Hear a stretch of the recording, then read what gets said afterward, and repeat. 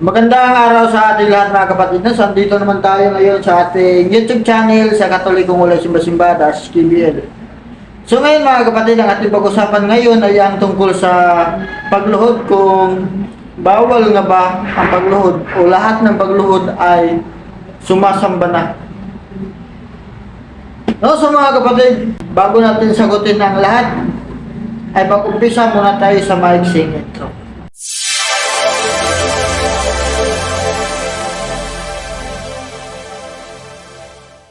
So dito mga kapatid, ang basahin natin dito ay ang Lucas 22, versikulo 41 hanggang sa 43. Ang sabi, iniwan niya sila at pumunta sa di kalayuan at dooy lumuhod at nanalangin. Sabi niya, Ama, kung luluubin mo, ilayo mo sa akin ang kupang ito. Ngunit huwag ang kalooban ko ang masunod, kundi ang kalooban mo. Nagpakita sa kanya ang isang anghel mula sa langit at pinalakas ang loob niya. So, ibig sabihin mga kapatid, kung ang lahat ng pagluhod ay sumasamba na, therefore, nagkamali ang ating Panginoong Jesucristo dito, no? Sapagkat dito ay mababasa natin dito na siya ay lumuhod. Oh, lumuhod si Kristo dito, no? Iniwan niya sa di kalayuan at dooy lumuhod, nanalangin, at napakita sa kanya ang anghel.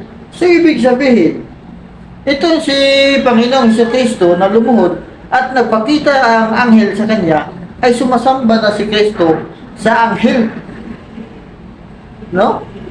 Dapat sana kung tutulugsain ninyo ang pagluhod ng mga Katoliko, dapat mo nang tuligsain ninyo ang ating Panginoong Jesucristo bago kayo tumuligsa sa mga taong sumusunod sa ating Panginoong Jesucristo at tinignan kung anong halimbawa ang ginagawa ng ating Panginoong Jesucristo, no? Kasi si Jesucristo mismo ay lumuhod at sa pagluhod niya ay napakita sa kanya ang anghel ng Panginoon.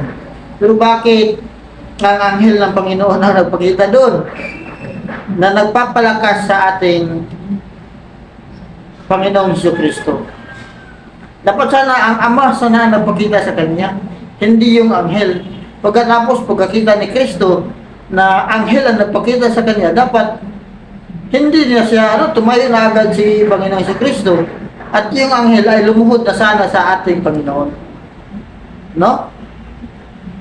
Klarong-klaro mga kapatid, no, na ang pagluhod pala ay hindi lahat ng pagluhod ay pagsamba na, kagaya ng ating Panginoong Jesucristo. So ibig sabihin, ang pagluhod ba ng ating Panginoong Jesucristo ay sumasamba na siya sa anghel? So mga kapatid, yun lang masabi ko ating Ken. God bless. At huwag kalimutan ang mag-follow, like, share, comment sa ating Facebook page sa Katolikong Walay Simba-Simba KBL at syempre dito sa ating YouTube channel. Thank you and God bless.